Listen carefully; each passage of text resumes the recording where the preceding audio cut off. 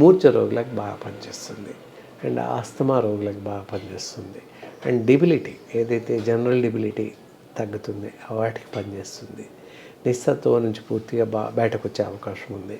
తర్వాత నెక్స్ట్ ఈ గర్భిణీ స్త్రీలు ప్రసవానంతరం వాడేటటువంటి మందుల్లో తిప్పతీగ చూర్ణం కలుస్తుంది. తిప్పసత్తు అంటాం దాన్ని. వాస్తవానికి రెడీ దొరుకుతుంది మార్కెట్లో.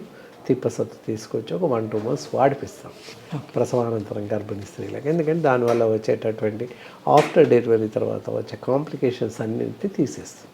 సింగిల్ డ్రగ్ మొత్తం ఇది వస్తుంది. వాళ్ళకి ఏంటంటే స్తన్యం అంటే మామూలుగా పాలు ఎక్కువ పడతాయి పిల్లలకి.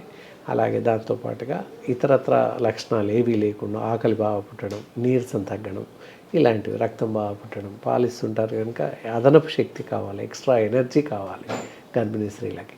అవన్నీ కూడా తిప్పసత్తు వల్ల ఒనగూరుతాయి అన్నమాట.